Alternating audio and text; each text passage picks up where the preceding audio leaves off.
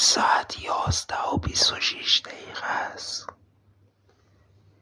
دارن ما رو میزنن. کمک کنید. امیدوارم که بشنوید صدای منو. ریختن تو خونمون، دارن دیگمون میکنن. زامبیا رو میگم.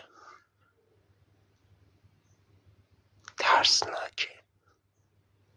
من تو اتاق خوابیدم، یعنی از ترس خوابیدم. همه چی ترسناکه. حس میکنم دارن ما رو میزنن.